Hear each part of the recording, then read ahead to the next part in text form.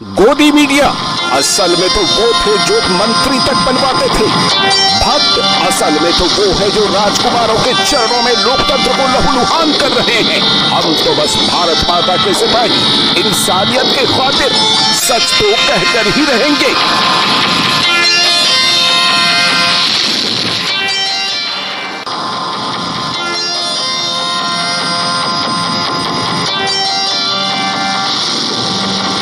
साथियों नमस्कार।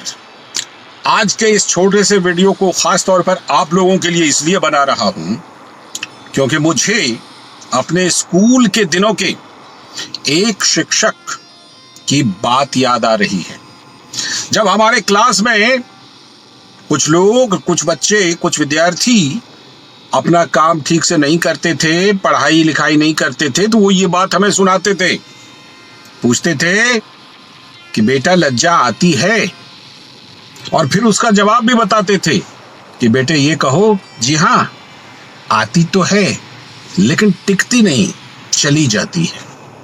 ये बात मैं क्यों कह रहा हूं? ये बात यूट्यूबरों के इकोसिस्टम के लिए कह रहा हूं। एक बड़ी खबर कैसे बेशर्मी से दबाकर बैठे हुए हैं ये लोग, और वो बड़ी खबर चीन का झुकना। तो आज इसी पर पोल खोलेंगे यूट्यूबर के इकोसिस्टम की। तो बने रहिए वीडियो के साथ।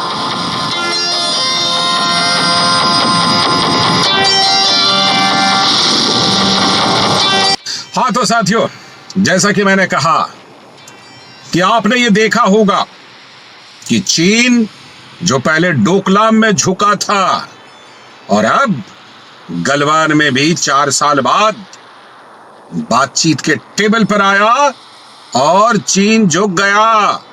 अभी जब रूस के शहर कजान गए थे भारतीय प्रधानमंत्री हमारे नरेंद्र मोदी, तो शी जिनपिंग चीन के राष्ट्रपति मिले, और मिलने से पहले उन्होंने, उनके विदेश मंत्रालय ने घोषणा की कि हम सीमा समझौते पर सहमत हो गए हैं।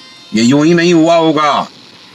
भारत के प्रधानमंत्री ने, हमारे प्रधानमंत्री ने जिस तरह से चीन का बहिष्कार कर रखा था, हर जगह से चीन को हटा दिया था, ऐप बंद कर दिए थे, किसी सरकारी ठेके में चीनी कंपनियों को शामिल नहीं होने दिया था। भारत ने जरूर ये शर्त रख दी होगी कि वो वहां पर कजान में मिलेंगे जरूर, लेकिन उससे पहले ये घोषणा करो कि हम सीमा का सम्मान कर रहे हैं। और चीन के विदेश मंत्रालय को ये घोषणा करना पड़ा। उसके बाद वहां जाकर मुलाकात हुई है, और इसमें रूस के राष्ट्रपति व्लादिमीर पुतिन की भी निश्चित रूप से मुझे लगता है कि बड़ी भूमिका रही है। लेकिन मैं बात कर रहा हूं इस पर कि जिस समय गलवान में हमारी सेना के कुछ जवान शहीद हुए थे, उस समय ये यूट्यूबर इकोसिस्टम किस तरह डांस कर रहा था, उछल रहा था। टेलीग्राफ अखबार का हेडलाइन तो आज भी मुझे याद है। और सच मायने में ये सारे के सारे यूट्यूबर जो इकोसिस्टम, इनके अगर उस समय के वीडियो आप निकाल करके देख लीजिए, चीन पर कैसे कैसे वीडियो इन्होंने बनाए हैं। लेकिन अब जब चीन झुक गया है तो जरा देखिए कैसे एकदम खामोशी से, कि कहीं लोगों को पता ना चल जाए। अरे यूट्यूबर इकोसिस्टम, अगर तुम नहीं बताओगे, तुम लोग नहीं बताओगे, तो क्या लोगों को पता नहीं चलेगा? आज की तारीख में लोगों को सब कुछ पता चलता है। और फिर हम जैसे लोग हैं ना, तुम्हारे चेहरे से ये पर्दा हटाने के लिए, नकाब हटाने के लिए जो अच्छे पत्रकार होने का दम्भ भरते और दूसरों को पता नहीं क्या क्या कहते हो, बिका हुआ तो गोदी, तो ये तो वो, अच्छी तरह से पता चल रहा है कितने बिके हुए हो, कितने बेईमान हो। तभी तो खबर तक देने में बिल्कुल नानी याद आ रही है। कम से कम थोड़ी सी ईमानदारी दिखाओ, लोगों को खबर बताओ। अपने उन लोगों को जिन्होंने तुमको फॉलो किया हुआ है, उनको बताओ कि चीन झुक गया है। उनको बताओ कि भारत अंगद की तरह पांव लगाकर खड़ा था, डोकलाम में भी, गलवान में भी, और चीन को कदम पीछे खींचना पड़ा। ये वही चीन है ना जिसके पास हमारी ना जाने कितनी बड़ी जमीन है, लेकिन ये बदला हुआ भारत है। ये बताओ अपने फॉलोअर को क्यों बेईमानी करते हो? इकोसिस्टम के यूट्यूबर, कोई राजनीतिक पार्टी अगर इस तरह की बातें करती है, समझ में आती है, उसको चुनाव लड़ना है, उसको लोगों के बीच अपने फेस को बचाना है। तुम क्या कर रहे हो? तुम यह पाप क्यों कर रहे हो? तुम यह बेईमानी क्यों कर रहे हो? यूट्यूबर इकोसिस्टम, तुम तो लोगों को अच्छी और सच्ची जानकारी दो। निश्चित रूप से जहां सरकार गलत करे उसकी आलोचना करो, बिल्कुल करनी चाहिए, इसी के लिए तो लोकतंत्र होता है यार। लेकिन जो अच्छी खबर है, जो सच्ची खबर है, वो भी तो बताओ। आप कहते हैं, आप बहाना बनाते हैं कि हम सरकार की गलत नीतियों का विरोध कर रहे हैं। अच्छी बात है यार, लेकिन ये क्या कर रहे हो?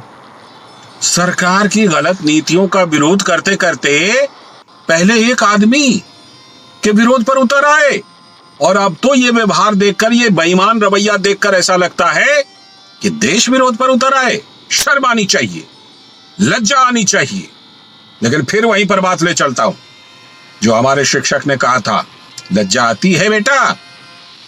तो वो उसका जवाब भी देते थे, हाँ गुरुजी, आती तो है लेकिन टिकती नहीं, चली जाती है। ये यूट्यूबर के इकोसिस्टम की यही हालत है, बेशर्म है।